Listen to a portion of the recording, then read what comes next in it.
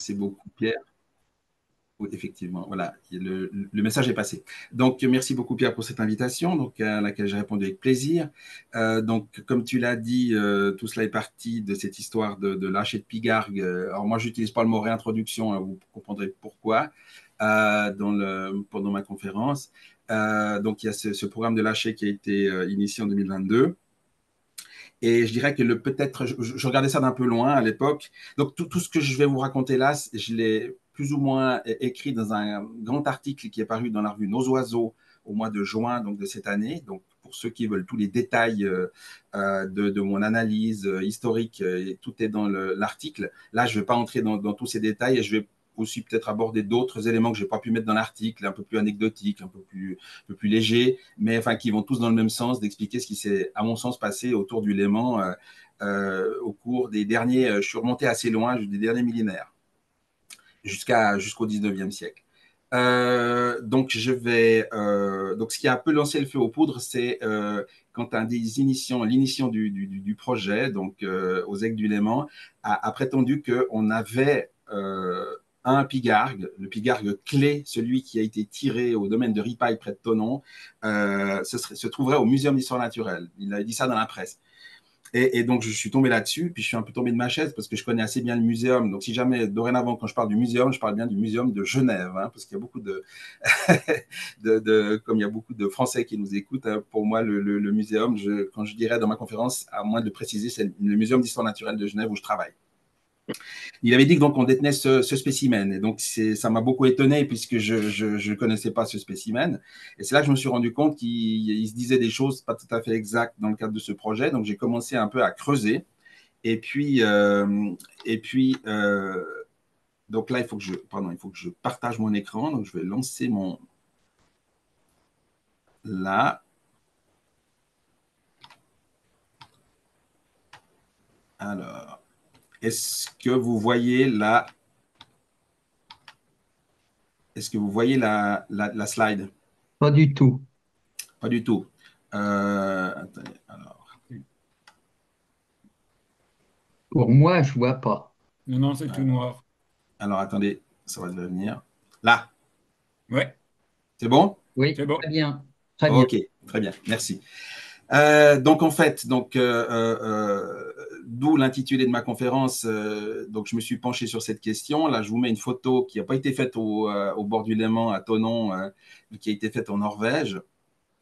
Donc, cette conférence, je l'ai déjà donnée pour des collègues qui ne sont pas des spécialistes des oiseaux. Donc, il y a quelques éléments un petit peu, peut-être, qui ne vous passionneront pas, mais sur l'identification, etc. Mais c'est assez bref. Donc, ici, juste pour dire que c'est l'oiseau de gauche, le pigargue à queue blanche, un juvénile. Donc, vous voyez qu'il n'a pas la queue blanche. Donc, c'est un premier élément peut-être à noter, c'est que l'espèce a souvent été confondue avec d'autres rapaces, parce que les jeunes ont un plumage relativement différent de celui des adultes.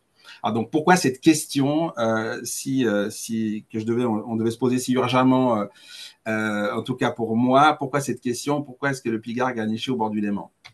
Alors, je vous l'ai dit, donc il y a ce zoo de rapaces qui se trouve à Sciez, près de Thonon, donc au bord du Léman, côté Haute-Savoie.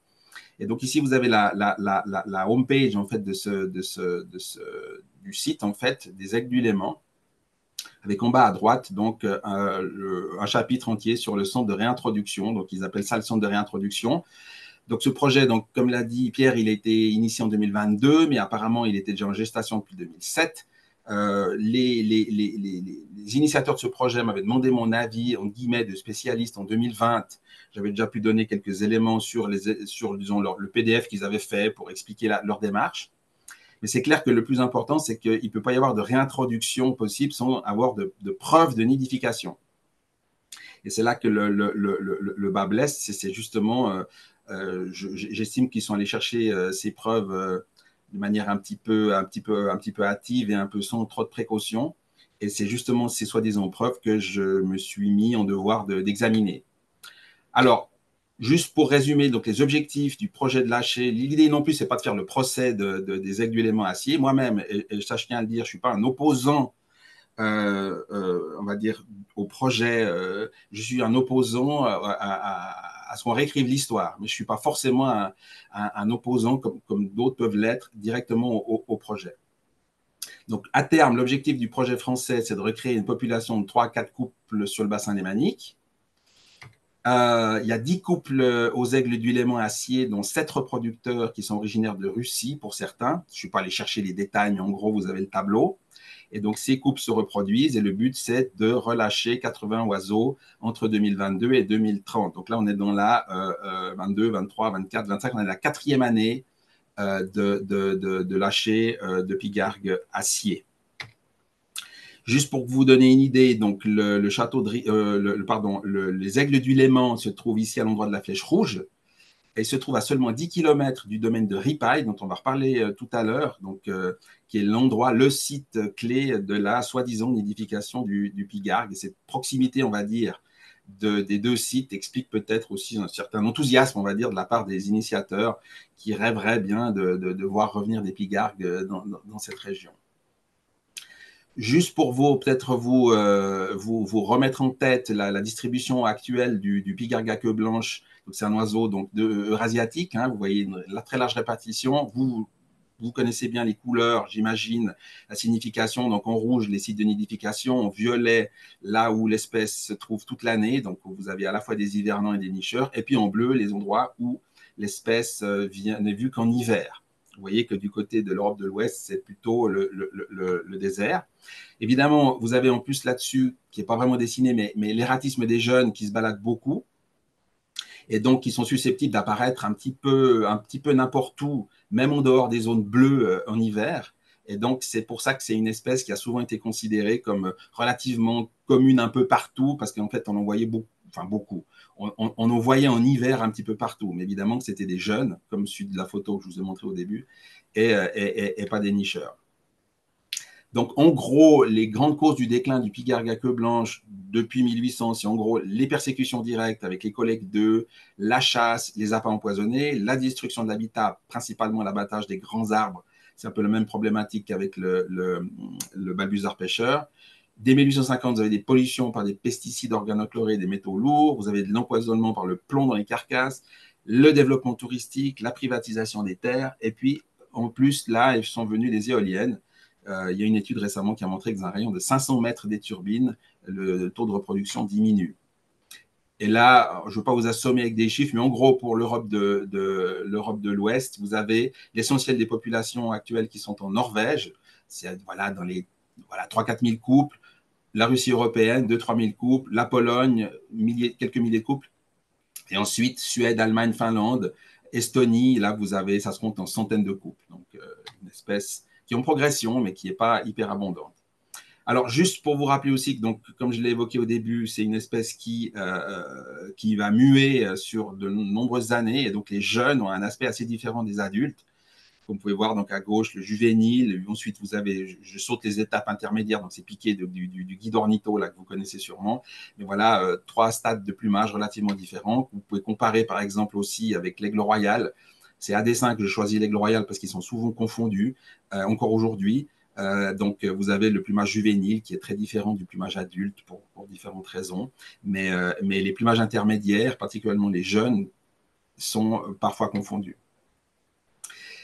Petit rappel, enfin pas rappel, mais enfin un petit focus sur les observations de pigargue à queue blanche en Suisse. Là, vous avez une photo de l'hivernage qui a eu lieu. C'est un des derniers hivernages connus en avril 1992.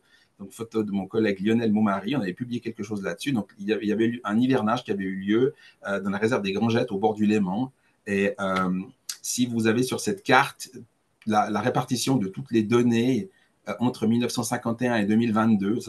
J'ai arrêté en 2022 parce qu'à partir de 2022, vous avez les données des oiseaux relâchés acier, donc ça vient un peu polluer la répartition habituelle du pigargue. Vous avez donc ces endroits sur le plateau suisse où l'espèce est la plus souvent vue. Là, ça fait une centaine d'individus depuis 1950. Puis vous avez donc les hivernages. Vous avez le premier hivernage en 66-67, là au bord du lac de Neuchâtel. Quelques hivernages entre les années 81, 89, 92 et 90. Et puis, le dernier hivernage, c'est en 2001-2002, ici au bout du lac de Neuchâtel. Puis, vous avez des données un peu particulières d'un adulte qui a été observé en mai-juin 1984, probablement issu de captivité. Donc, sur un graphique qui montre le nombre d'individus que ça représente entre 1950 et 2022, vous avez voilà, cette centaine d'individus.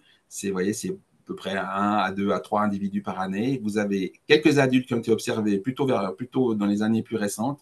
J'ai mis la donnée des années 80 en gris parce que c'était un oiseau probablement échappé de captivité. Et les hivernages qui sont représentés ici. Vous voyez qu'il n'y a pas vraiment d'augmentation des données de pigargue en Suisse malgré que l'espèce progresse. Elle regagne du terrain, en fait, les bastions qu'elle avait perdus probablement au cours des derniers siècles.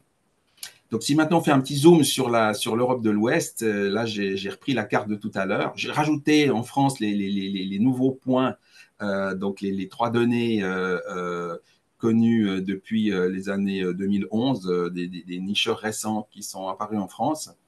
Vous avez, donc, il faut savoir qu'en Allemagne déjà, autour de 1820, c'était déjà une rareté, le pigargue. Hein. Il était considéré comme commun d'octobre à mars, parce que voilà, il y avait des migrateurs qui arrivaient depuis le nord, mais ça a une espèce qui a disparu comme nicheuse d'Allemagne déjà en 1820. Et donc, il n'existait qu'une seule reproduction isolée au début du 1150, un peu dans le sud de l'Allemagne. C'est la seule donnée connue, un petit peu excentrée. Ici, ces points rouges, c'est tous les pays ou les endroits d'où le pigargue a disparu avec la date. Alors, peut-être j'attirerai votre attention sur la donnée en Sardaigne. En 1960, on estime que l'espèce a disparu de Sardaigne à cette époque. Peut-être moins connu, 1874, vous avez la disparition de l'espèce en Égypte. Effectivement, elle est nichée en Égypte, on en parlerait un peu tout à l'heure. Et sinon, vous avez donc ces points rouges sont les endroits et les années où l'espèce a disparu. Vous voyez qu'elle est revenue dans l'intervalle, hein, soit par des programmes de lâcher ou bien naturellement. Vous voyez qu'il y en avait, elle a disparu d'Écosse en 1916, disparu d'Irlande en 1912, d'Autriche, de République tchèque, du Danemark, etc. Si on s'amuse à regarder pour voir cette progression, la comparaison des atlas de 1997 et 2020, en bleu, c'est toutes les nouvelles données de sites de nidification de pigargue. En gris, c'est les données qui sont restées inchangées depuis 1997. Et puis en rouge sont les zones perdues. Vous voyez que l'espèce a beaucoup progressé. Et donc, vous avez en France, donc en Moselle, il y a eu le premier couple en 2011, 2 autres couples en Champagne humide et en Brenne, qui sont progressivement installés ces dernières années. Donc, la population française en 2020 était estimée à 3 couples. Et là, ici, en vert, vous avez les endroits où, j'en ai peut-être loupé 1 ou 2, parce que ce n'est pas mon sujet, mais c'est les endroits où l'espèce a été réintroduite, ou en tout cas, oui, véritablement réintroduite, ou introduite. En tout cas, par exemple, si vous avez l'Écosse, l'Irlande, la Grande-Bretagne, la République tchèque, c'était des endroits où l'espèce nichait. En Espagne, par contre, il n'y a pas de preuve que l'espèce ait jamais niché là-bas. Puis en France, à ma connaissance non plus. Peut-être un petit détail aussi qui a son intérêt par rapport à ces histoires de lâcher d'oiseaux, c'est qu'à Sciez, c'est particulier, ce sont des jeunes élevés en captivité, donc comme je l'ai dit, hein, à Sciez dans les volières. Dans tous les autres cas, ce sont des jeunes qui sont pris à l'état sauvage, en Norvège essentiellement. Le projet espagnol, j'ai appris ça récemment, a été stoppé en 2023, apparemment pour différentes raisons, mais particulièrement parce que voilà, c'est devenu de plus en plus de notoriété publique que l'espèce n'avait jamais niché en Espagne, et donc ça posait des problèmes. Ils ont un peu coupé les fonds, et donc l'espèce, le projet de lâcher en Espagne a été arrêté en 2023. Alors donc, quand on regarde cette carte où l'Europe de l'Ouest est désespérément vide, pourquoi parler de réintroduction lémanique ? Parce que les initiateurs de ce projet, et qui le continuent encore aujourd'hui, parlent toujours de réintroduction. Alors, il faut revenir à ce fameux, ce que j'appellerais le cas de Ripaille. Donc, Ripaille, qu'est-ce que c'est ? C'est donc un domaine qui est constitué d'un château et d'une grande forêt. Donc, ce château était l'ancienne demeure d'Amédée VIII, pour les fans d'histoire, qui a été antipape Félix V. Donc, c'est très vieux, ça date de 1385. Et donc, ce domaine a été racheté, il était un peu à l'abandon, je ne sais pas trop ce qui s'est passé dans l'intervalle, mais il a été racheté en 1892 par un monsieur qui s'appelait Frédéric Engel Gros, ou Angel Gros, c'est un peu comme on veut. moi, mes influences germaniques me font dire Frédéric Engel, gros, donc je vais dire comme ça. Et donc, lui, il était industriel, il avait manifestement beaucoup d'argent, il a acheté le domaine de Ripaille en 1892. Or, qu'est-ce qui s'est passé en 1892? Vous avez la publication de l'article séminal qui va mettre le feu aux poudres à tout ça, d'un monsieur qui s'appelait Horace Bourdillon, qui était chasseur et qui a publié un article dans une revue qui est la revue de la Société suisse des chasseurs suisses, qui s'appelle la Diana. Et dans ce journal, il a publié un article dans lequel il écrit, c'est l'article, c'est le document. Donc, je vais quand même vous lire précisément ce qui est écrit dedans, pas tout, mais les parties importantes. Donc, il écrit, ça c'est l'introduction, un bel aigle piégargue, jeune sujet d'1 an, a été tué vers le 8 novembre dans les propriétés du château de Ripaille, près Thonon, Haute-Savoie. Donc, notez bien qu'il dit vers le 8 novembre, donc en fait, il ne sait pas trop la date, ça me dit comme certainement que ce n'est pas lui qui l'a tué, d'accord? Lui, il fait que relater des choses de seconde main. Donc, c'est important de dire que là, on parle bien du 8 novembre. Si je mets ici ce graphique des données suisses qui vont donc de septembre, octobre, novembre, vous avez les initiales des mois. Hein. Vous voyez que le pic des observations en Suisse, c'est entre novembre et mars. Si vous prenez les données d'oiseaux empaillés, taxidermisés dans les musées, c'est la même répartition de mois. Vous voyez que le pic d'observation, des données d'oiseaux empaillés dans les musées, c'est novembre-décembre. Donc, en fait, typiquement, c'est en mois de novembre ou décembre qu'on va observer des jeunes pigards qui sont en migration, en dispersion, et particulièrement lors des hivers froids où ces oiseaux se déplacent. Donc, il n'y avait rien vraiment d'étonnant. Alors, qu'est-ce qui nous raconte notre ami Horace Bourdillon dans cet article? Il nous dit que donc, le pigargue ne vient chez nous que lors des hivers les plus rigoureux et il est pour les chasseurs un présage d'hiver froid. Donc, il sait que c'est une rareté. Jusqu'ici, les pigargues n'ont pas niché dans le pays, donc il parle de la Suisse, hein, arrivant très rarement du reste au grand froid. Ils repartaient au premier soleil pour reprendre leurs habitudes maritimes du nord. Jusqu'ici, je trouve que tout est parfait. Là où ça se corse, c'est quand il nous dit « Celui dont nous parlons, donc celui qui a été tiré là vers le 8 novembre, est né dans les propriétés du château de Ripaille. Le nid a été observé vers mars écoulé et les parents existent encore. » Donc, il écrit ça au mois de décembre. Hein. Les parents existent encore avec un autre petit. Ils sont un objet d'envie pour tous les chasseurs du pays, mais savent très bien les éviter. Donc, tous les chasseurs sont après ces rapaces et ils en ont descendu un qui a été empaillé à Genève. Mais qu'on n'a malheureusement pas au musée. Ceux-ci, venus sans doute en novembre ou décembre 1891, se sont plus dans la quiétude de Ripaille, plus ou moins abandonnés alors, et n'ont pas craint de s'y fixer pour l'incubation. Alors, qu'est-ce qui s'est passé après?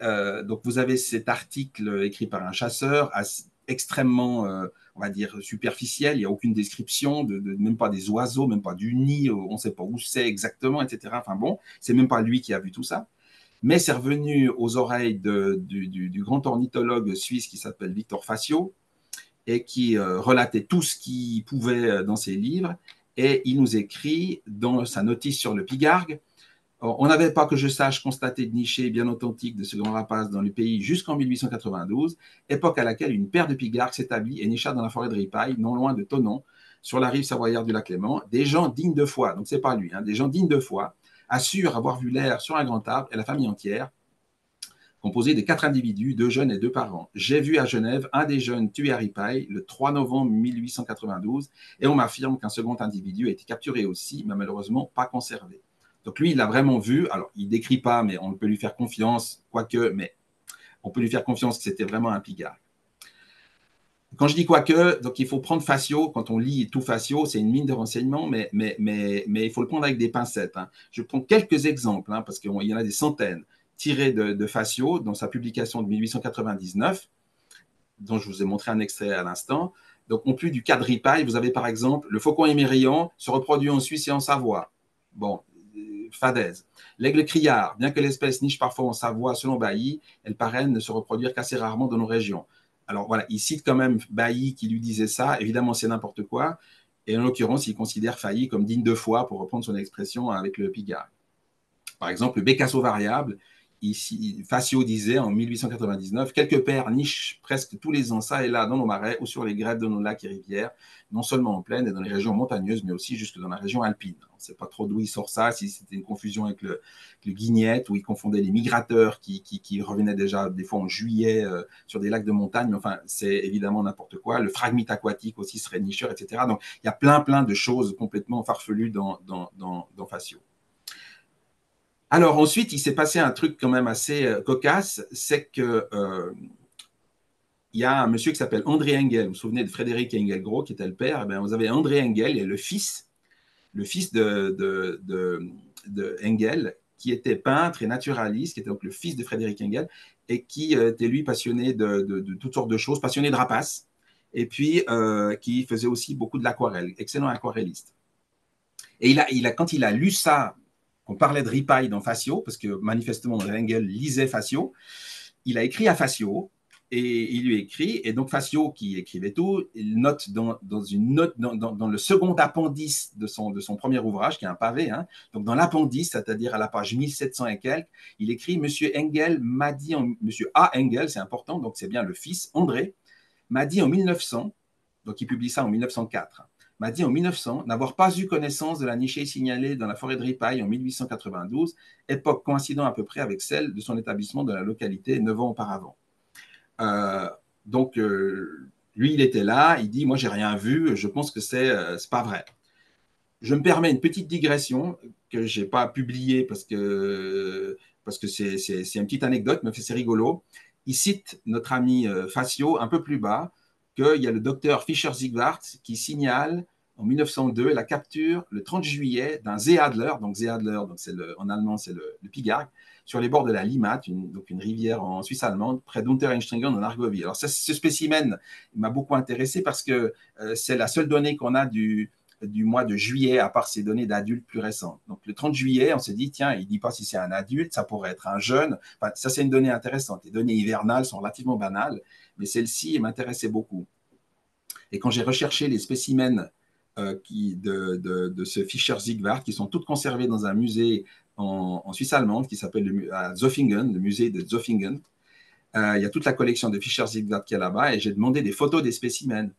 Et la conservatrice m'a envoyé les photos, donc ces deux photos-là. Donc vous avez un spécimen à gauche, un jeune, d'ailleurs tiré à Thonon avec un point d'interrogation. C'était une donnée pas du tout connue, mais malheureusement il y a un point d'interrogation. On ne sait pas exactement d'où vient ce spécimen, mais enfin il avait noté Thonon 1902. Puis à droite, je me suis dit un adulte, peut-être il y a du croustillant, il y a des données intéressantes pour la Suisse. Mais non, malheureusement c'est la Prusse orientale, donc c'est pas du tout un spécimen qui concerne la Suisse. Mais il n'y a pas le spécimen de Untereinstringen, le spécimen du 30 juillet, qui m'intéressait le plus. Et là où c'est rigolo, c'est que quand j'ai demandé à la dame de chercher ce spécimen, elle a dit qu'elle ne l'avait pas. Et ce qui s'est passé, c'est que ça, c'est la homepage du musée de Zofingen. Sur la homepage, vous avez ce pigargue avec les ailes ouvertes, dont elle ne m'avait pas envoyé de photo. Et puis, quand je lui ai fait remarquer qu'ils avaient ce spécimen, pourquoi elle ne m'avait pas envoyé de photo, elle m'a dit je ne vous ai pas envoyé de photo parce que ce spécimen, c'est un aigle royal. Alors, il était incorrectement identifié dans le musée de Zofingen comme Steinadler, donc qui veut dire aigle royal. Donc, vous voyez que les confusions existent même dans les musées. Alors, ce qui est intéressant, c'est que ce pigargue à queue blanche, qui avait été identifié correctement au départ par Fischer-Zigwart, qui a été après faussement identifié comme aigle royal et exposé dans le musée. J'ai montré les photos à un spécialiste qui s'appelle Dick Forsman. Moi, je ne suis pas un spécialiste de la mue des pigargues, et lui m'a dit cet individu, il a tous les symptômes d'un individu échappé de captivité. La mue correspond à rien, enfin, etc. Lui, il connaît bien ces trucs-là. Il m'a dit non, ça, c'est typiquement un oiseau échappé de captivité.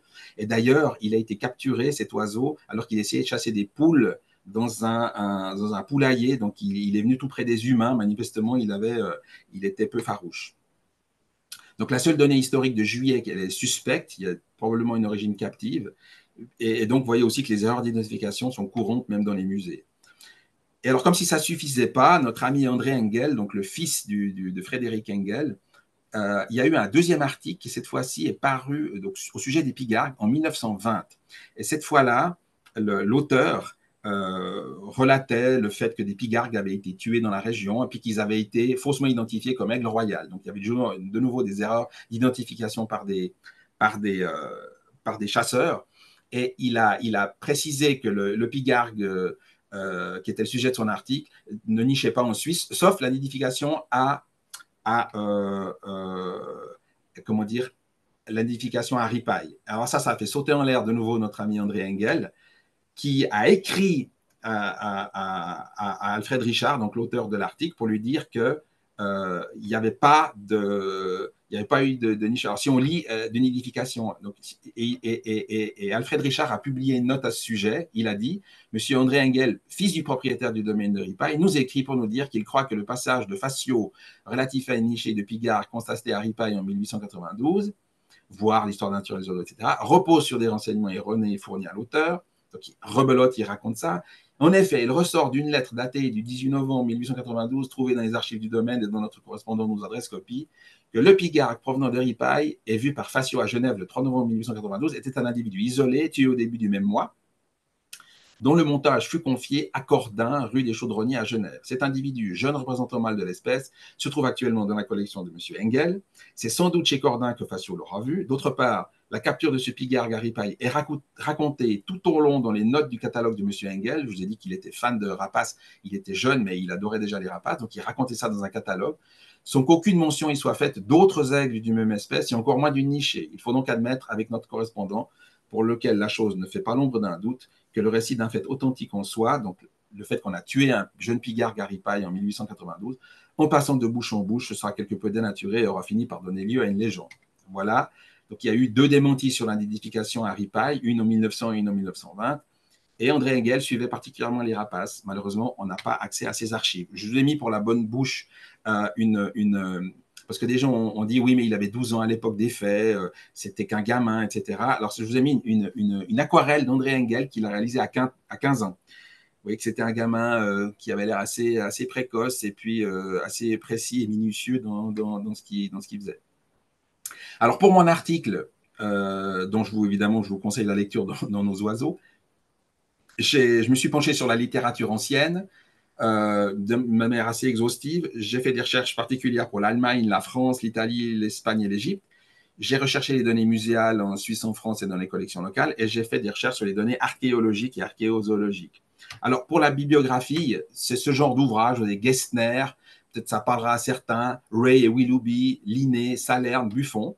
Et ça, c'est pour du 16e au 18e siècle. Et puis, au 19e et 21e siècle, c'est cette liste-là particulièrement axée sur la littérature en Suisse et en Haute-Savoie. Vous avez Sprüngli, Meissner et Schintz, Cuvier, Schintz, Bailly, de Tchoudi, etc. Donc, toute une liste d'ouvrages parfois assez conséquents qui ont été publiés sur les oiseaux de Suisse et particulièrement du pigargue. Alors, qu'est-ce qui se passe dans les données du 16e au 18e siècle? Vous avez les adultes et les jeunes qui sont traités comme des espèces séparées. Donc, c'était pratiquement convenu à l'époque que le jeune pigargue qui est tout foncé, tout noir et qui ressemble en rien à l'adulte, qui a sa queue blanche et la tête plutôt pâle, ils considéraient que c'était des espèces différentes. Il y avait des confusions avec d'autres espèces aux mœurs aquatiques comme le balbuzard ou le busard des roseaux. Les gens, notamment, un peu tous, croyaient que ces espèces pouvaient s'hybrider, notamment même jusqu'à Buffon, et donner des hybrides qui étaient des vautours, etc. Enfin, c'est un peu n'importe quoi. Et si vous regardez dans la littérature, chaque fois qu'il est représenté, le pigargue, c'est toujours un jeune, un juvénile ou un subadulte. Vous n'avez jamais, jusqu'au XVIIIe siècle, jamais d'adultes qui sont représentés. Ça veut dire que manifestement, ils n'en voyaient jamais. Alors, quand vous prenez la littérature à partir du 19e et jusqu'au 21e siècle, tout ce qui va jusqu'à Bourdillon entre 1755 et 1892, ils vous disent que le pigargue n'a jamais niché en Suisse. Et puis, si vous prenez tout ce qui vient après, c'est pareil.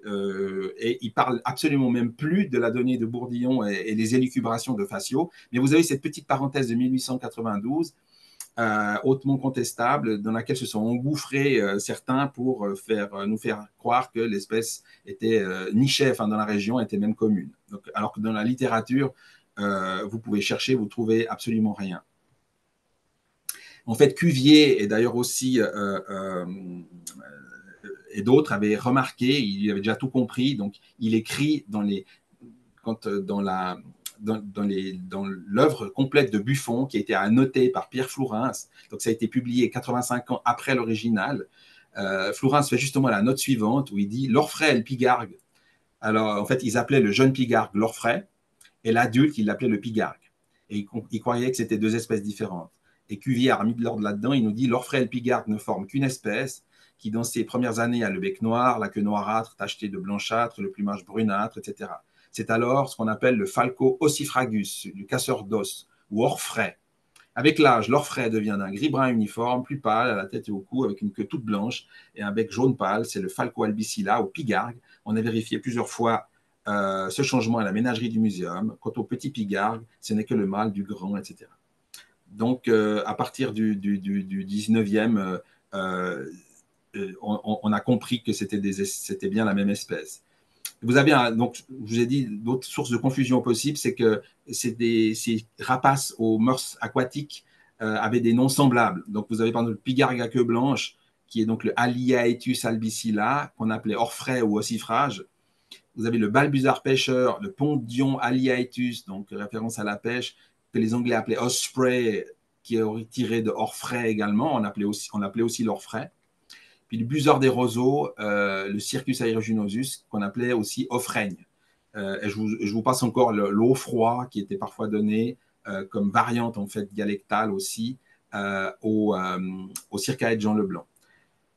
Donc vous avez ces espèces qui fréquentaient les mêmes milieux, et si vous n'avez pas de jumelles, les gens les voyaient chasser dans les endroits un peu semblables, et ils confondaient un peu tout ça, les noms étaient semblables, etc. Donc, tous ces noms sont dérivés d'ossifrage, le casseur d'os, qui aujourd'hui reste le seul casseur d'os qu'on connaisse, reste le gypaète. Donc, l'expression poussée des cris d'orfraie est relativement récente. Elle date de la fin du XVIIIe siècle et elle se réfère en fait à cette époque à la chouette effraie.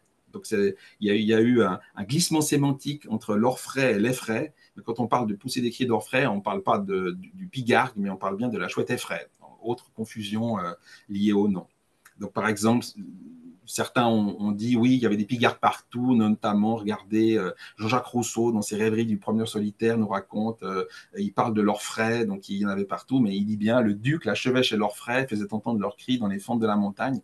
Bon, déjà, il n'est pas au bord du Léman, mais il est dans le Jura, et donc il parle bien de rapaces nocturnes, hein, le duc, la chevêche et l'orfraie. Ensuite, les recherches plus particulières pour l'Allemagne, la France, là je vais passer assez vite là-dessus, mais comme je vous ai dit, autour de 1820, il y a déjà pratiquement plus de nicheurs, surtout dans le nord du pays. L'espèce a pratiquement disparu au début du XXe siècle. Donc dans le sud de l'Allemagne, vous avez ce carré, cette étoile rouge à Oeffingen, c'est la seule donnée la plus proche de Suisse connue où l'espèce aurait niché. Et les deux autres données vertes, le Starkbergensee et le Kammersee en Autriche, sont des données qui aujourd'hui sont considérées comme des confusions avec le balbuzard pêcheur. Et alors la Corse. Alors là, je remercie infiniment Jean-Claude Thibault qui peut-être nous écoute maintenant. Donc, vous avez donc la Corse. Dans l'inventaire, là, il y a des données assez contradictoires et assez surprenantes dans toute la littérature spécialisée. Selon l'inventaire de la faune de France, il y aurait eu 6 coupes pour la Corse en 1939 et des reproductions jusque vers 1968. On trouve la date de 1930 dans le nouvel inventaire des oiseaux de France. Alors que dans l'ouvrage de Thibault et Bonaccorsi, donc Birds of Corsica, ils sont plus prudents sur les effectifs nicheurs et ne citent pas de chiffres, précisant que les données de 66 et 68 concernaient des individus isolés. Donc, je me suis beaucoup basé sur l'expertise et l'expérience de Jean-Claude Thibault, grand spécialiste de la Corse, qui donc a fini par livrer l'analyse suivante. Donc, on ne trouve pas d'informations fiables sur un nid occupé par des pigargues dans l'intérieur, comme sur les côtes de Corse. Les rares informations ressemblent à des hypothèses. Il n'y a pas eu de nid trouvé à ma connaissance. Donc, c'était presque comme, je dirais, jusqu'à il n'y a pas longtemps, acquis que l'espèce nichait en Corse. Si on regarde bien, il n'y a absolument aucune preuve formelle. Ça ne veut pas dire qu'il n'a jamais niché. Hein. Encore une fois, je ne dis pas ça, mais il n'y a aucune preuve formelle de reproduction du pigargue en Corse. Et il faut savoir que les promoteurs du projet, au début, disaient que le pigargue, il a niché en France jusqu'en 1930. Donc, ils reprenaient ces données, mais sans préciser que c'était la Corse, en fait. Ils disaient, oh, il a niché en France jusqu'aux années 30, sans préciser que c'était de la Corse. Alors, évidemment, comme vous êtes un amateur et que vous entendez ça, vous dites, ah, ben, c'est bon, il y en avait partout, etc. Aujourd'hui, ces mêmes promoteurs admettent que, suite à mon article, ils admettent que l'espèce n'y a probablement jamais niché.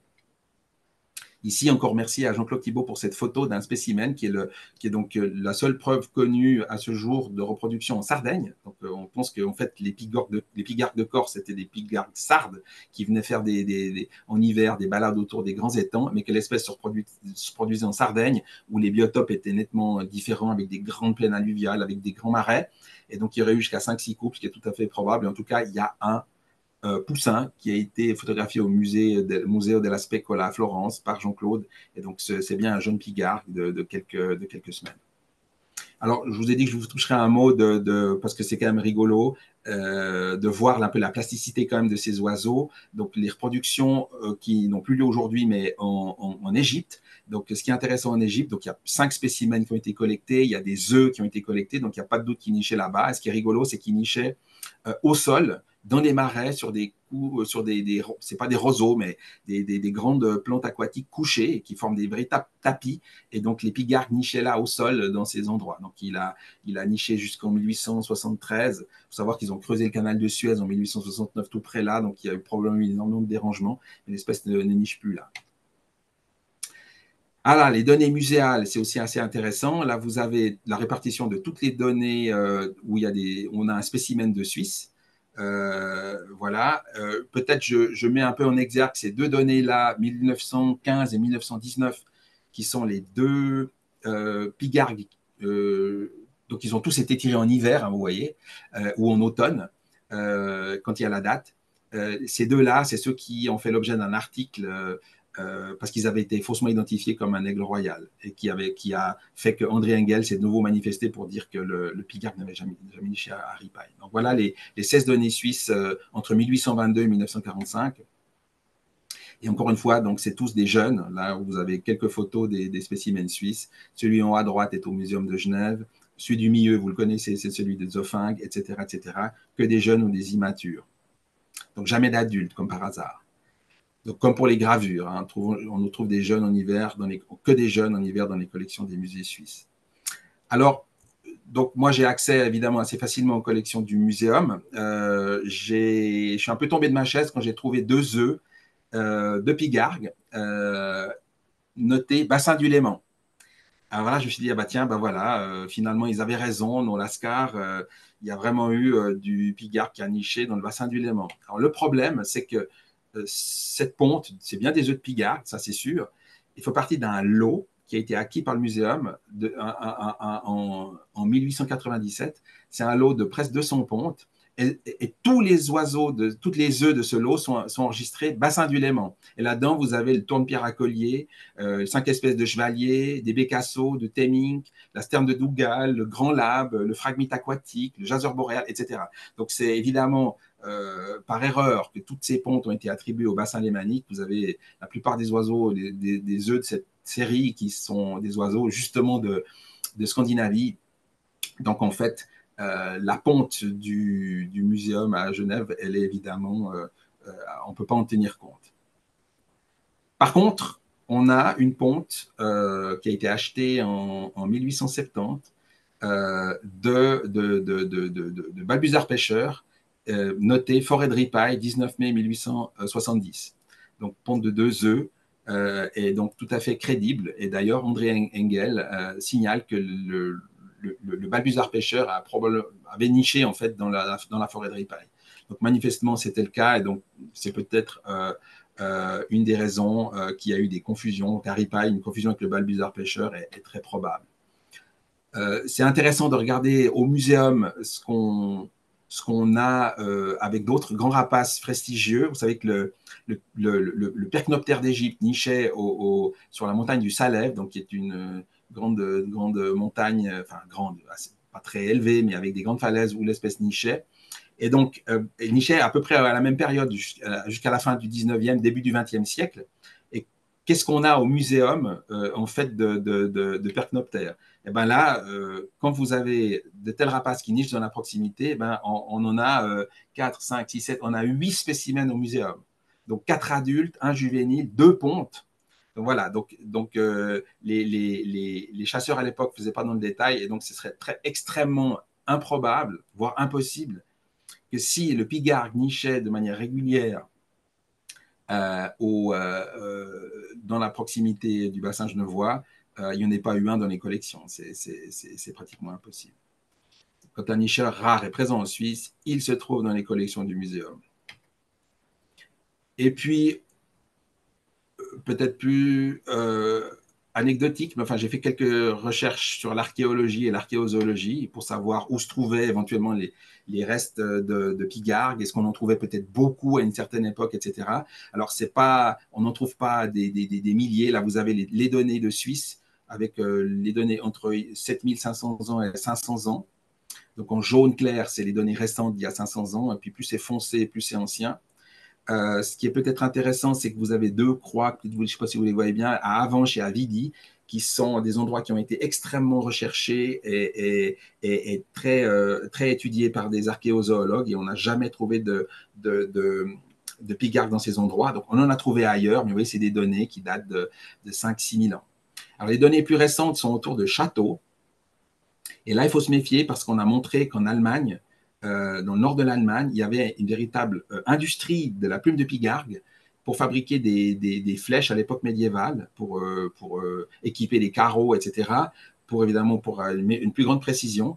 Et il n'est pas improbable donc, qu'il y avait un commerce en fait des ailes de pigargue, parce que vous pouvez transporter une aile, ça fait plein de rémiges, et puis vous pouvez utiliser ces rémiges pour équiper des flèches. Et donc, il y a une industrie de ça qui était trouvée dans le nord de l'Allemagne, où on a retrouvé la forge, on fabriquait les flèches, et puis des mains de pigargue à côté. Donc, manifestement, ils utilisaient des plumes de pigargue. Donc, il y a peu de données archéologiques en France et en Suisse. Il n'y a rien de particulier autour du Léman, si ce n'est un os à Morges qui est vieux de 3700 ans. Il existe des ossements des périodes médiévales et modernes autour de différents châteaux, mais on a vu qu'il faut se méfier, mais il n'y en a pas beaucoup. Il y a des données du nord de l'Allemagne qui suggèrent un marché de plumes de pigargue, et il n'y a aucune donnée de jeunes ou de poussins en Suisse. Et là, autre petite cocasserie qui s'est passée pendant mes recherches, c'est que je suis tombé en lisant des articles d'archéozoologie sur un article d'une dame qui s'appelle Anne Tresset, qui est malheureusement décédée, puis qui avait beaucoup publié sur l'archéozoologie française, et qui, je lis dans un de ses articles, que sur ce dernier site, les restes attribuables sans ambiguïté à un poussin indiquent que l'espèce se reproduisait localement à l'époque. Alors, on se trouve là dans le Morbihan, sur l'île d'Oedic. Et donc, c'est des os qui ont environ 3000 ans, avant Jésus-Christ, donc qui ont à peu près 5000 ans. Donc, elle dit qu'elle a trouvé des os de poussins de pigargue. Et donc là, je me suis dit, ben, ça va chercher loin, hein, c'est quand même 5000 ans, mais quand même, c'est la seule preuve irréfutable que j'aurais de nidification de pigargue en France. Donc, il faut absolument que je retrouve ces os. Malheureusement, elle n'a pas indiqué où était conservé ce corpus d'ossements. Et donc, j'ai des collègues archéozoologues au muséum, je leur ai demandé où est-ce que ça peut être. Ils me disent, j'en sais rien, vous savez, des os qui viennent du Morbihan, si c'est pas noté, elle n'a pas noté dans l'article où ils étaient, comment on va retrouver ça? Mais j'ai essayé de les contacter, etc. Enfin, bon, impossible. Et finalement, ma collègue m'a dit, mais est-ce que tu as regardé au muséum, donc au muséum de Genève? Et en fait, ces os de l'île d'Oedic étaient à côté de son bureau. Et donc, ils étaient conservés au Muséum d'histoire naturelle. Ils avaient été inventoriés et tout. Donc, on a pu les retrouver dans la minute pratiquement et les photographier. Donc, déjà, on a bien pu s'assurer que c'était bien des os de pigargue. Donc, il s'agit de fémur et de tibiotarse de pigargue.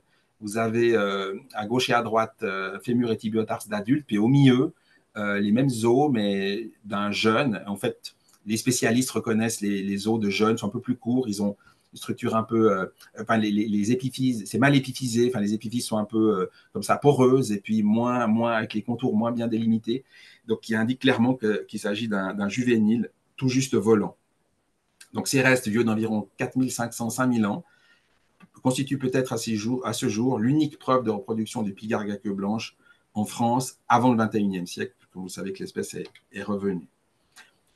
Donc, en plus d'être improbable d'un point de vue ornithologique, la nidification de ripaille est très mal documentée. Vous avez vu l'article de Bourdillon, il n'y a rien qui est dit dedans. Elle a été réfutée 2 fois par des observateurs locaux.